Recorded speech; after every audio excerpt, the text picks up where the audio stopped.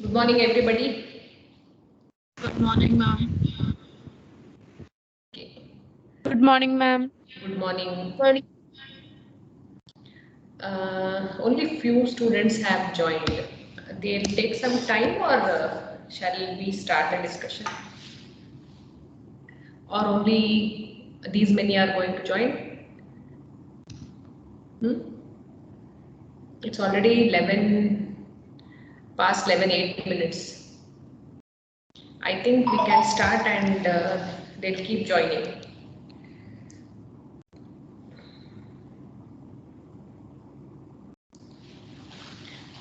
Am I audible? My slides are visible? Yes, ma'am. Yes, ma'am. Okay.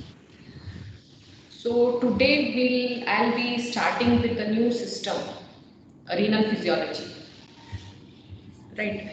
And all the topics are going on with much greater pace. I hope you students are reading and maintaining the pace. Okay, otherwise at the end so many systems will be left pending for you to read. It will be difficult to match. Okay, so as and when the topics are being covered, it is better for you to go back and read from your textbook so that it will take less time. So today you listen to the class, then you go back and start reading it. The time that you consume to read will be less. The same topic, if you leave for 1 week and then you start reading, it will take more time because you'll have forgotten everything by then. Okay. So my advice is, as and when the topics are being covered, you keep on reading it. Okay. So we'll start with renal physiology, right? So for any organ system, whenever I start the topic or discussion, I always start with homeostasis. Okay.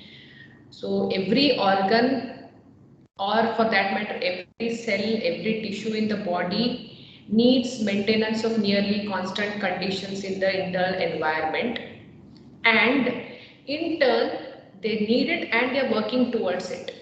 Okay, so every organ system plays its role in maintenance of homeostasis.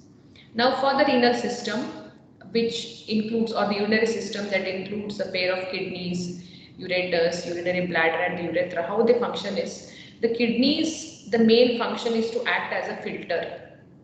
Okay, so they filter the plasma and form urine, which contains all the waste products of metabolism, particularly of the protein metabolism. The waste products of protein metabolism, which are nitrogenous compounds like urea, uric acid, then creatinine, sulfate, phosphate, all these have to be excreted.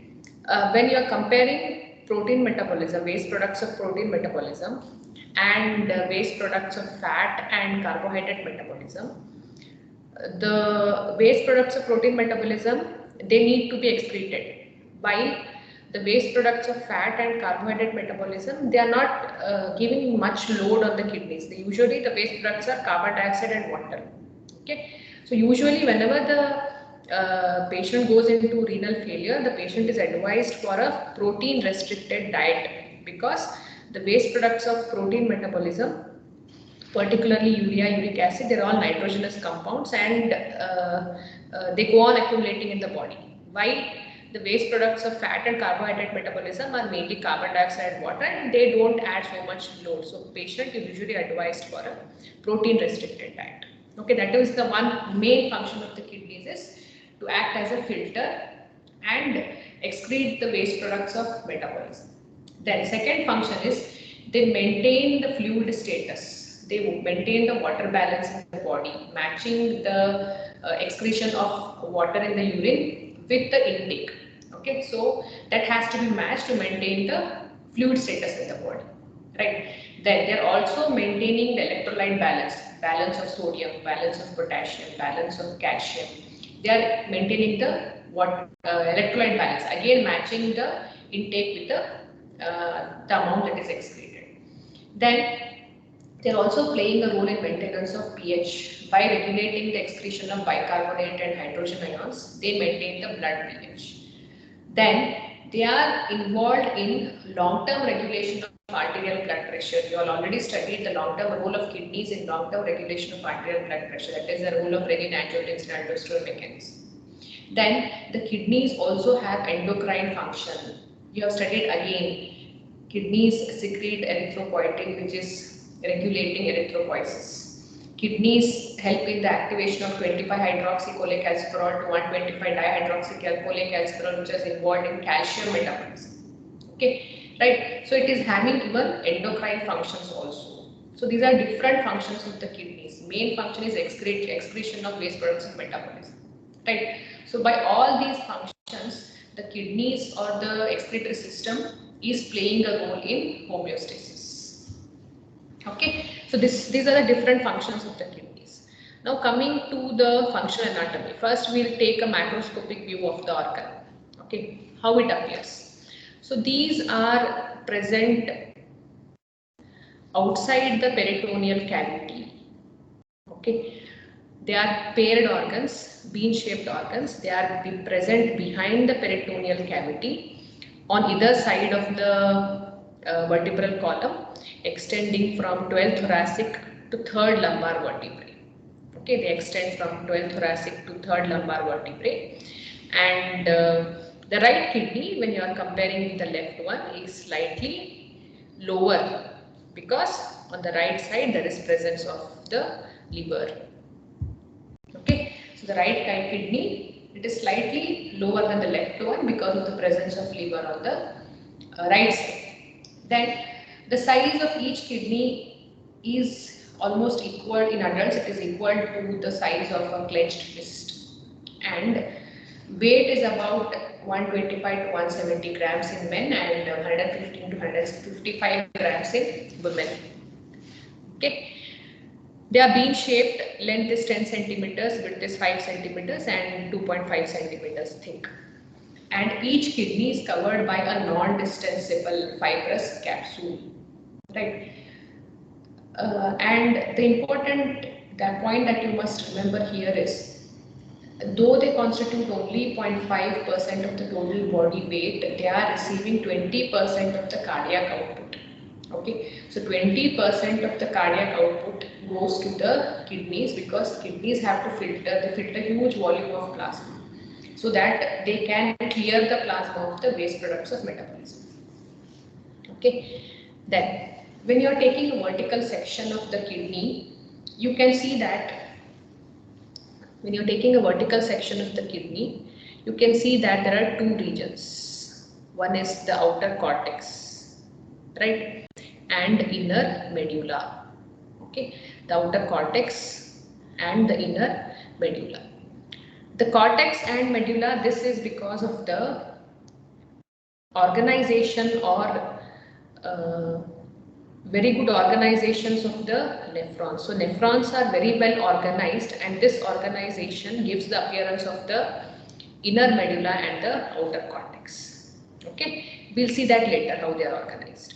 Now, when you're looking at the medulla, in the medulla there are conical masses. This is about 8 to 12 conical masses. These are called as pyramids.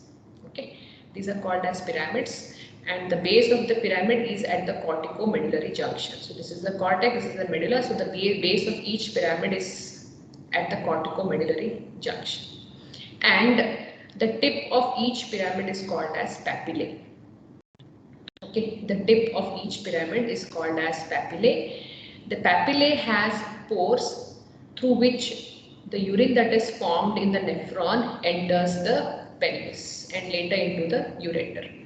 Okay, so the tip of the pyramid is called as papillae. The papillae has small pores. Okay, they are very minute pores through which the urine that has been formed by various nephrons enters into the pelvis and then goes into the ureter for storage in the urinary bladder until a critical volume is attained. Okay, so there are in total 8 to 10 conical masses called as pyramids. At each pyramid, it is opening into a minor calyx. So this is the minor calyx. Okay, each pyramid opens into the minor calyx. The minor calyx, they unite to form major calyx. So this is the major calyx.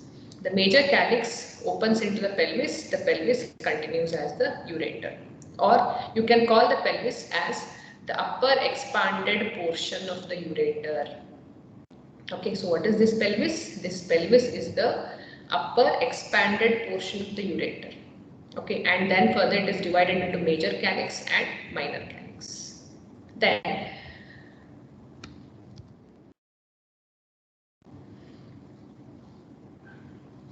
the medullary pyramids have radial striations. So they have radial striations. These are the radial striations, and these radial striations are because of the arrangement of the nephrons.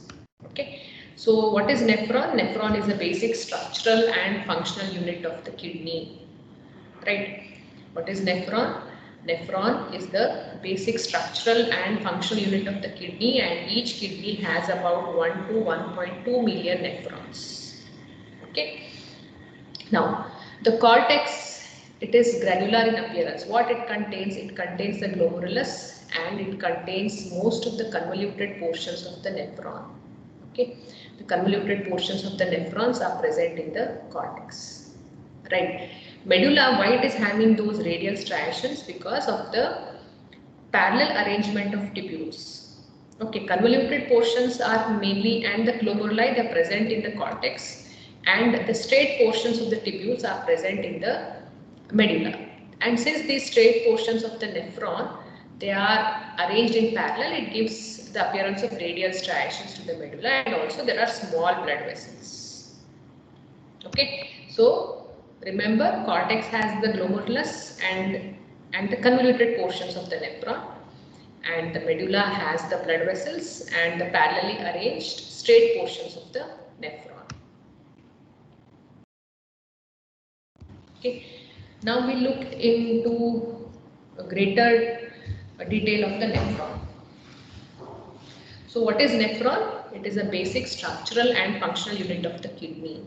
So what do you mean by a functional unit? Functional unit means it is the smallest structure which can perform all the functions of that organ. That is called as the basic structural and functional unit. Okay. So in case of kidney, the nephron is the smallest structure of the kidney, which is capable of performing all the functions like the filtration, reabsorption, secretion, endocrine functions. That is capable of performing all the functions of the kidney. That's why it is the basic structural and functional unit. So there are about 1 to 1.3 million nephrons. Some books give 80,000 to 1.2 million nephrons in each kidney. And the length of each nephron varies from 45 to 65 millimeters.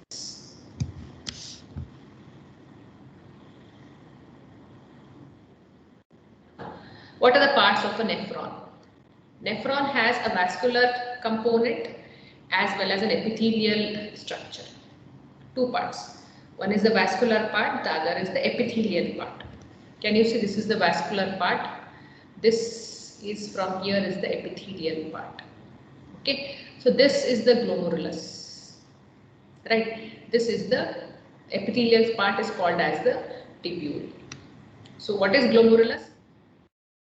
Glomerulus is the tuft of capillaries or cluster of blood vessels, right, which is invaginating into the tubule. Okay, so the tubular part is invaginated by the glomerulus. Glomerulus is a tuft of capillaries. The glomerulus receives its blood afferent arteriole. Okay, so the afferent arteriole supplies blood to the glomerular capillaries and it is drained by the efferent arteriole.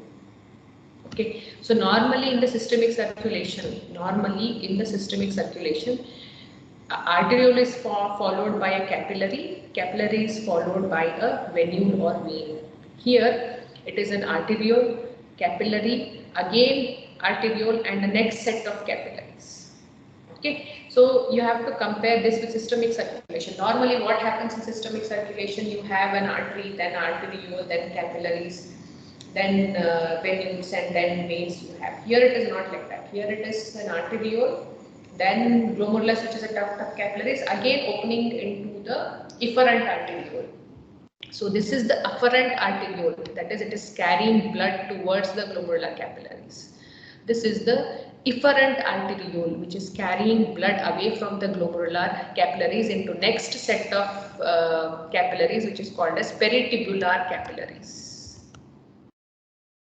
This is one set of capillary, this is the another set of capillary. This is peritubular capillaries. So you have an afferent arteriole, you have glomerular capillaries, then there is efferent arteriole, then next set of capillaries, that is peritubular capillaries. Then the glomerulus, the diameter is about 200 microns, and another important point that you have to remember here is the hydrostatic pressure in the glomerular capillaries is much higher compared to in the systemic capillaries. Okay, the hydrostatic pressure in the glomerular capillaries is 45 millimeters of mercury. Okay, and whereas the hydrostatic pressure in the systemic capillaries is 25 millimeters of mercury. Right. Now, why this 45 millimeters of mercury is essential? Because this hydrostatic pressure helps in filtration. So, glomerular capillaries, the high hydrostatic pressure in the glomerular capillaries helps in filtration, so that the plasma is getting filtered into the tubule part. Okay. The high hydrostatic pressure is filtration. Okay, pushes the fluid out of the blood capillaries into the tubular part. Right. Then, so the first part is the glomerulus, the second, the epithelial structure, is the tubule. Tubule, it is again divided into Bowman's capsule, proximal convoluted tubule, loop of Henle, distal convoluted tubule, and the collecting tubule. Right. Now, this is the Bowman's capsule. Okay, so this is the glomerulus, this is the Bowman's capsule, this is the initial dilated portion of the tubule. Okay, so the first portion of the tubule or the epithelial structure is dilated and it is invaginated by the glomerular capillaries. Right. The glomerulus and the Bowman's capsule together is called as renal corpuscle. Right. So the glomerulus and the Bowman's capsule together is called as renal corpuscle. Okay. Also, it is also called as Malpighian corpuscle. Okay. So the Bowman's capsule and glomerulus together, you can also call it as a Malpighian corpuscle. Again, it is named after the scientist Marcello Malpighi. Right. Then this Bowman's capsule has two layers. This is the outer layer and then this is the inner layer. The inner layer is called as the visceral layer and the outer layer is called as a parietal layer. The visceral layer is closely applied to the glomerular capillaries. Okay, so this is the parietal layer and this space between the visceral and the parietal layers is called as Bowman's space. Clear? Okay, so this is the parietal layer, the visceral layer which is closely applied to the glomerular capillaries, and the space which is present between these two layers is called as Bowman's space. So whatever filtrate is being formed or the fluid that is pushed because of the high hydrostatic pressure first comes into the Bowman's space and then goes into the advancing tubular parts.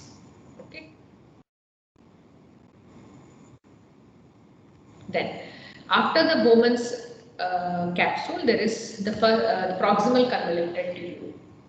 Okay, proximal convoluted tubule because it is proximal part and it is highly coiled. That's why it's called as convoluted. Right. The proximal part of the nephron is highly convoluted or coiled. That's why it's called as proximal convoluted tubule. It is the longest part of the nephron, 15 millimeters long, and diameter is 40 micrometer. And it has considerable reabsorptive capacity. Okay, so one thing what you have to remember here is whatever fluid is getting filtered from the plasma in the glomerular capillaries, right, as it passes through different parts of the tubule, it is getting modified. It is getting modified. The greater part of water is reabsorbed. Glucose is completely reabsorbed. Solutes which are required by the body like sodium, potassium, they are reabsorbed. Some of it is excreted also. It is not that all of the sodium and potassium are reabsorbed. Okay. So what I need to tell here is, it is not that whatever filtrate is being formed, it is directly excreted. It is modified as it passes through different parts of the tubule. It is getting modified. The volume is getting modified, the electrolytes content is getting modified as it passes through the different parts of the tubule to finally form the urine. Okay, so how it is getting modified? It is getting modified either by reabsorption or by secretion, right? So proximal convoluted tubule has a high reabsorptive capacity. Okay, it can reabsorb almost 100% of glucose. It can reabsorb 80% of water. Okay, so it is having a high reabsorptive capacity. And histologically also, if you are looking at the different parts of the tubule, the cells structure and the histology of the cells it suits that function. Okay, so the cells in the proximal convoluted tubule are something different when you are comparing at the distal convoluted tubule, because here the proximal convoluted tubule is having high reabsorptive capacity. Accordingly, the cells are modified. Okay, now when you're looking at the proximal convoluted tubule, the last part of the proximal convoluted tubule is straight. That's why it's called as pars recta. So proximal convoluted tubule, you can proximal tubule, you can tell that it is having two parts. Greater portion is coiled, it is called as pars convoluta, and a small portion at the end is straight before it continues at the loop of Henle, that is called as pars recta. So if you are looking at the cells, most of the cells are cuboidal. Okay, they are resting on the basement membrane and they are cuboidal, except in the loop of Henle they are flat. Okay, so now coming to the proximal convoluted tubule, it is cuboidal, and here this is the apical membrane. This is the basal membrane. Apical membrane is towards the lumen. Okay, the basal membrane is on the basement membrane. So this is the apical, which is facing the lumen of the tubule. Okay, now what is the speciality is it is having a high surface area. Though the cell appears small, the surface area is high because it is having the cell is having numerous finger-like projections called as microvilli. So microvilli are increasing the surface area of the proximal convoluted tubule cell, so that greater surface area is available for reabsorption. Okay, so this gives the appearance of the apical brush border. Because of the numerous microvilli, the apex of the cell appears as if it is having a brush border. Then again, when you're looking at the basal part of the cell is showing invaginations or infoldings. Okay, the basal portion of the cell is also showing invaginations or infoldings, and the cell has plenty of mitochondria and most of them are present towards the basal part of the cell. Okay, then when you're looking at the proximal convoluted tubule adjacent cells, at the apex the cells of the cells adjacent cells are bound together by tight junctions. So there are tight junctions between the adjacent cells at the apex. Okay, though the name suggests they are tight junctions, they are actually leaky. They are permeable to some of the solutes and water. Okay, so this is the proximal convoluted tubule cell. So this is the majority portion is convoluted and the small part at the end is straight. This is called as pars recta. This is the pars convoluta. Right, now the proximal convoluted tubule continues as the loop of Henle, or the proximal convoluted tubule opens into the loop of Henle. This is a loop. This is called as loop of Henle. This is the descending segment of loop of Henle. This is the ascending segment of the loop of Henle. Okay, so this is the descending segment of the loop of Henle. This is the ascending segment of the loop of Henle. The similar diagram, this is the proximal convoluted tubular cell.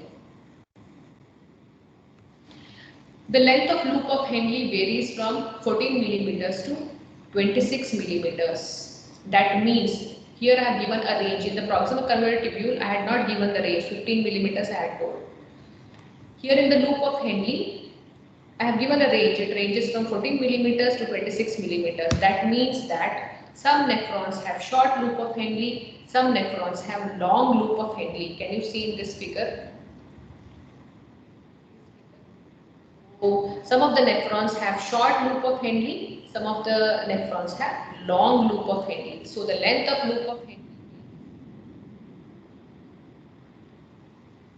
14 to 26 millimeters, and it has descending segment of loop of Henle and ascending segment of loop of Henle.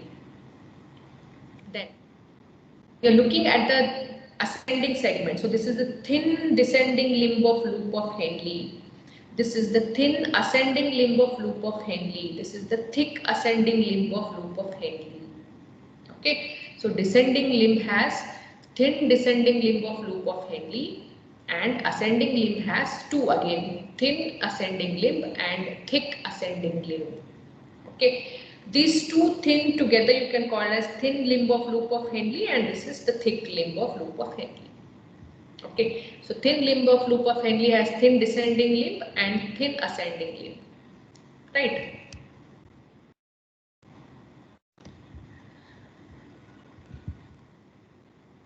Okay, see, the thin limb, descending limb is thin throughout, the ascending limb has thin and thick portions. So it depends, so thin and thick means the diameter. The diameter is very narrow in thin limb, the diameter is very thick in the, it has thick and thin both the diameters in the ascending limb. Thin limb of loop of Henle includes both thin descending limb and thin ascending limb. Again, it varies from 2 millimeter in cortical nephron and 14 millimeter in juxtamedullary nephrons. So when you're looking at the nephrons, there are two types of nephrons, cortical nephron and juxtamedullary nephron.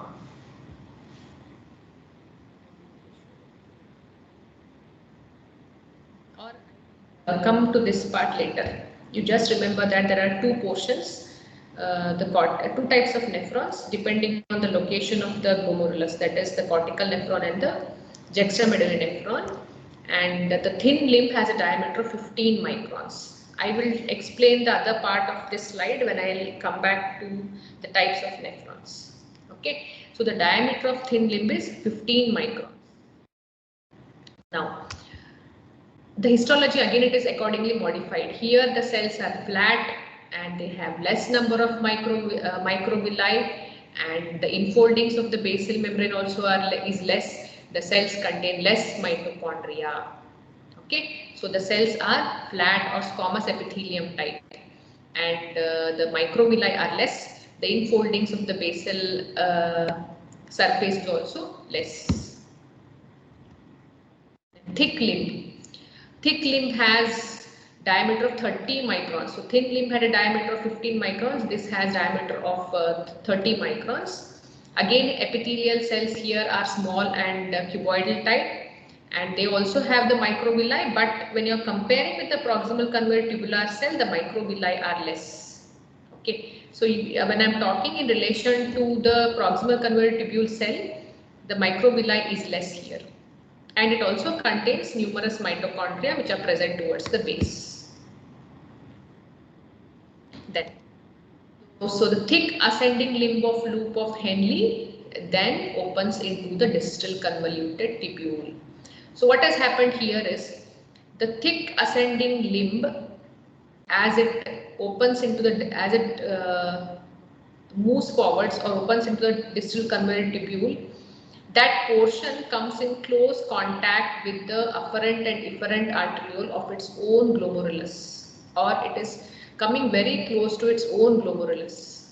Okay, at this point there is a specialized structure called as juxtaglomerular apparatus that I'll be discussing in the next class. Okay, what you have to remember here is the thick ascending limb of loop of Henle, as it opens into the distal convoluted tubule, that junction of the thick ascending limb and the distal convoluted tubule comes very close to the afferent and efferent arteriole of its own glomeruli. Glomeruli have the same nephron. Okay, and why this point is important? Because at this junction there is a specialized structure called as juxtaglomerular apparatus. Now, again, when you're looking at the epithelial cells, this is the epithelial cells. Again, they are cuboidal. They have microvilli and enfoldings and numerous mitochondria. Again, when you're comparing with this cell, here the microvilli are less. And important here is DCT is not permeable to water, but its permeability can be adjusted. That is, it can be made permeable. Normally, if there is no antidiuretic hormone, if there is no aldosterone, it is not permeable to water. However, its permeability can be altered by presence of two important hormones, that is aldosterone and ADH. So when these hormones are present, they facilitate the absorption of water and electrolytes from this distal converter. So depending upon the body requirements, there is release of ADH and aldosterone that will impact on the distal convoluted tubule and modify its permeability characteristics. Otherwise, normally it is not permeable to water. Then the distal convoluted tubule empties into the connecting segment. This is the connecting segment, which is a very small part at the end of the distal convoluted tubule. And the characteristics of this connecting segment are almost same as that of the distal convoluted tubule. Okay, the cells and the permeability characteristics are almost similar as that of the distal convoluted tubule. Now, several connecting ducts, they unite and open into the collecting duct. So this is the collecting duct which runs from the cortex, then the medulla, and opens into the papillae of the renal pyramids. So several connecting ducts or several DCTs open into the collecting duct. So collecting duct length is 20 millimeters. The length is 20 millimeters and it passes through the cortex, then the outer medulla, inner medulla, and then opens through the papillae. Right. So accordingly, you can tell that collecting duct has two parts. One is the cortical collecting duct, medullary collecting duct. So the collecting duct present in the cortex, or the part which is present in the cortex, is called as cortical collecting duct, and the medullary part is called as medullary collecting duct. So when you are looking at the collecting duct, in addition to these cells, the cuboidal cells with minimal microvilli and invagination, there are two special kinds of cells here. One is the principal cells and the intercalated cells. Okay, so in addition to the other cells, which epithelial cells that are present, collecting duct has two special cells. One is principal cells and the intercalated cells. And when you are comparing the number of the principal cells and intercalated cells, principal cells are more in number, right? Principal cells compared to intercalated cells, they are more in number. Now, what these principal cells do?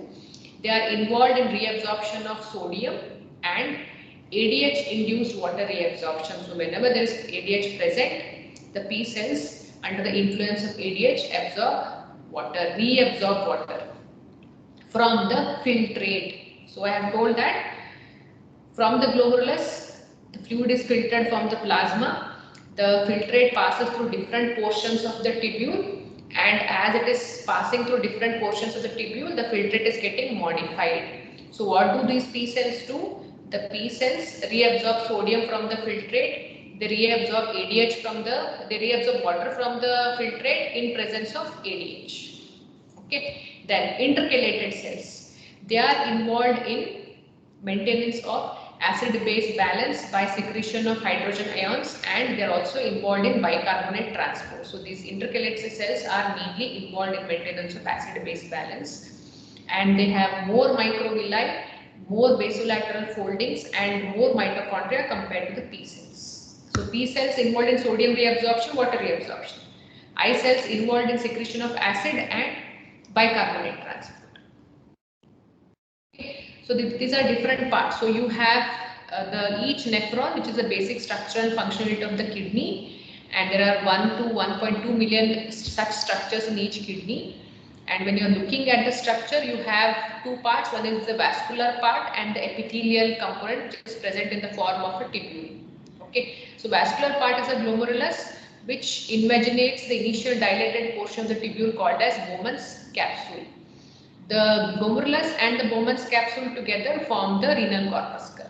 So the filtered fluid, it passes through different portions of the nephron and it is getting modified as it is passing through different portions of the nephron to ultimately form urine.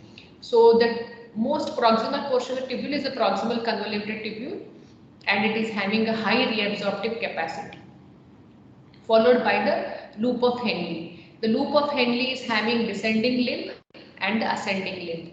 The descending limb is thin, that's why it's called as thin descending limb of loop of Henle. Ascending limb has thin and thick portions called as thin ascending limb and thick ascending limb. Then the junction of the thick ascending limb of loop of Henle and the distal convoluted tubule comes very close to its own glomerulus, and at this junction there is a specialized structure called a juxtaglomerular apparatus. Then the distal convoluted tubule opens into the collecting duct via a short connecting segment. So several distal convoluted tubule open into the collecting duct. The collecting duct is long, it runs all the way from the cortex, medulla, inner medulla to open into the papillae of the renal pyramids. Now coming to the, I had told you that I will discuss regarding the types of nephrons. There are two types of nephrons. On what basis these types have been named?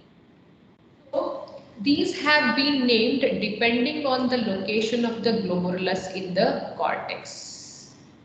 So these are the cortical nephrons. The glomerulus or the renal corpuscle is present in the superficial portion of the cortex. Okay, this is cortical nephron. Then this is juxtamedullary nephron. Juxta means near. So the renal corpuscle or the glomerulus is present deep in the cortex near the medulla. That's why it's called as juxtamedullary nephron. Okay, so you have two types of nephrons. On what basis they have been named two? Depending on the location of the renal corpuscle or the glomerulus in the cortex. If the glomerulus is present in the superficial portion of the cortex, it is called as cortical nephron. And the nephron wherein the glomerulus is present deep in the cortex near the medulla. Juxta means medulla. So this is the medulla. So it is present in the deep portion of the cortex near the medulla. That's why it's called as juxtamedullary nephron.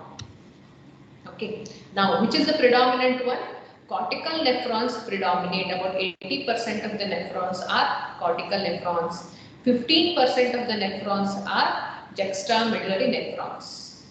Okay. So, cortical nephrons are greater in number. Juxtamedullary nephrons are few in number, 80 and 15%.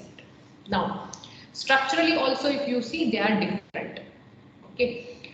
The glomeruli of the cortical nephrons is small, or the renal corpuscle is small, this is bigger, and the loop of Henle is short and it penetrates only the superficial portion of the medulla. Here the loop of Henle is long and goes deep into the medulla, sometimes even up to the renal papillae.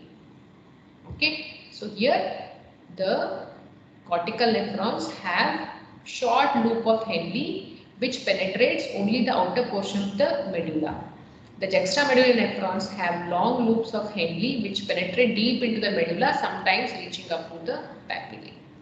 Right? Now, when you are looking at the loop of Henle, the descending limb has the thin descending limb. There is no thin ascending limb, or it is very short. There is thick ascending limb. Okay, so thin descending limb of loop of Henle, and the thin ascending limb of loop of Henle is almost absent. There is thick ascending limb of loop of Henle. Here, when you are looking, there is thin descending limb, there is a thin ascending limb, and there is a thick ascending limb. Clear? So this is a thin descending limb of loop of Henle, This is a thin ascending limb of loop of Henle. This is a thick ascending limb. Here in cortical nephron, this is a thin descending limb. The thin ascending limb is almost absent, then followed by a thick ascending limb. Now, functionally also they are different. Cortical nephrons are mainly concerned with the excretory function. Juxtamedullary nephrons, they are mainly concerned with concentration of urine. Okay, so they are mainly involved in concentration of urine. Whenever, I have already told that the urine volume of urine that is excreted has to match with the water intake. Okay, there are circumstances when the body has to conserve water and it should excrete small quantity of volume of urine. That time concentration of urine is required. That means water has to be, greater portion of water that has to be reabsorbed without compromising on the excretion of the nitrogenous waste products. Okay, so whenever I tell of concentration of urine, it doesn't mean that even the waste products are not getting. It doesn't mean that the waste products are also getting reabsorbed. Okay, so concentration of urine means the volume of urine has to be decreased. That means greater amount of water has to be reabsorbed. At the same time, the waste products of metabolism has to continue to be excreted. So juxtamedullary nephrons are mainly involved in concentrating urine. They help in reducing the volume of urine that is formed. Whereas cortical nephrons are involved in mainly the excretory functions, excretion of the waste products of metabolism. Yeah, again, this is the same figure. Then one more important thing which I want to stress here is, I have told that when I was telling regarding the glomerular capillaries, I had told the afferent arteriole feeds the glomerular capillaries. The glomerular capillaries opens into the efferent arteriole. The efferent arteriole gives rise to a second set of capillaries called as peritubular capillaries. So these are peritubular capillaries. Okay. The peritubular capillaries in cortical nephrons, they are forming a network around the loop of Henle. Why? The peritubular capillaries in juxtamedullary nephrons are slightly different. They don't form a network like this. Instead, they run parallel to the loop of Henle. So this specialized peritubular capillary bed of the juxtamedullary nephron is called as vasa recta. Okay, right. So this vasa recta is also playing a very important role in the concentration of urine. Clear? So the peritubular capillaries, they are forming a network around the loop of Henle in case of cortical nephrons. While in juxtamedullary nephrons, the peritubular capillaries, they have long loops which run parallel to the loop of Henle, and this specialized capillaries, they are called as vasa recta. Vasa recta also have a very important role to play in concentration of urine. Okay. So these are the different differences between the cortical nephrons and the juxtamedullary nephrons, and this is very commonly asked as a 3 marks question. Cortical nephrons and juxtamedullary nephrons. Okay, and one more important point that you must remember here is, the kidneys cannot regenerate the nephrons if they are lost or because of disease or injury or aging. Clear? Kidneys cannot regenerate. New nephrons cannot be formed if the nephrons are lost by any disease or renal injury or aging. Okay. Aging also reduces the number of functional nephrons. It has been studied that after the 40 years of age, every decade, there is 10% reduction in the number of functioning nephrons. Okay, every decade after the age of 40 years, there is decrease in the number of functioning nephrons by 10%. So if you take an individual who is 80 years old, the number of functioning nephrons in an 80-year-old individual is about 40% less when you are comparing with an individual who is less than 40 years of age. But the excretory function is not compromised because adaptations take place in the remaining nephrons. The rest of the and the nephrons that are remaining, they undergo adaptation, and therefore the excretory function is not getting compromised. So you should remember this point, that is, the kidneys cannot form new nephrons if the nephrons are lost by disease or renal diseases or by injury, renal injury. Okay. Any doubts or confusion till here? So this was regarding the functional anatomy of the kidneys from macroscopic to microscopic. Macroscopically, we saw that there is outer cortex and inner medulla, and this difference is because of the arrangement of the nephron. Then we looked into the structure of the nephron, what are different structure of the nephron and how the cells are different or adjusted depending on the functional needs of that part. Then later we discussed regarding how the nephrons have been classified into two types depending on their the location of the glomerulus. Okay, so this type allows the kidneys to concentrate the urine at the same time without compromising the excretion of metabolic waste products. This point you have to remember. Okay, so the kidneys can perform both functions simultaneously. It can concentrate urine, that is, it can reabsorb water when there is less water in the body without compromising the excretory function, that is, the products of protein metabolism has to be excreted, toxins has to be excreted. So without compromising that, the kidneys can function because of the presence of these two types of nephrons. The juxtamedullary nephrons are few in number, the cortical nephrons are greater in number. Okay, so mechanism of concentration of urine and all will be dealt to you in the future classes. This is just an introductory class. Okay, so from this topic, you may get questions on the types of nephrons and as a 3 mark regarding the functional anatomy of the kidney. Okay. So the glomerular filtration barrier I will continue in the next class. Right? Any confusion or doubts you have, you can ask me. Any confusion or doubts you have, you can ask me.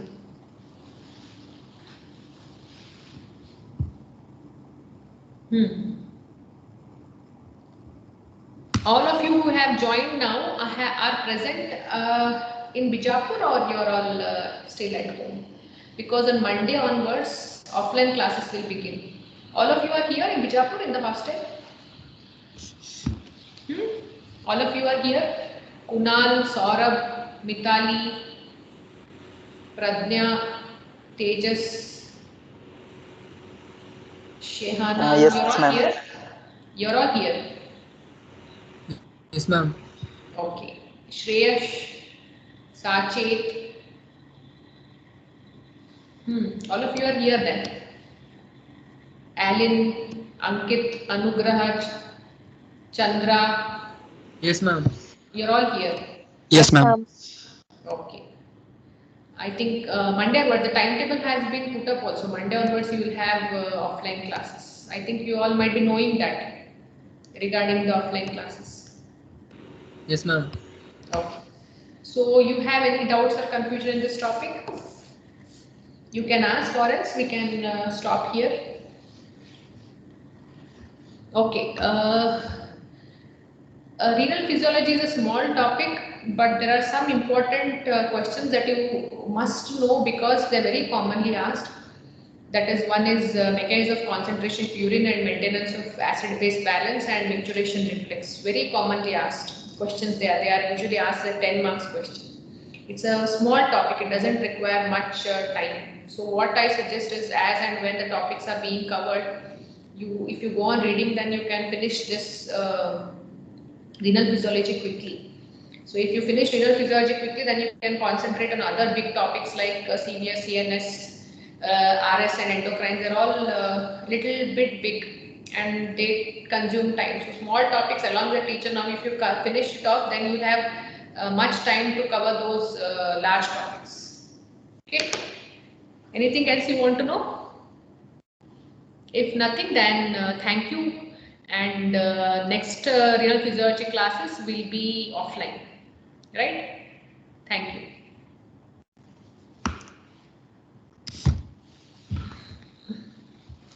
Thank you, ma'am.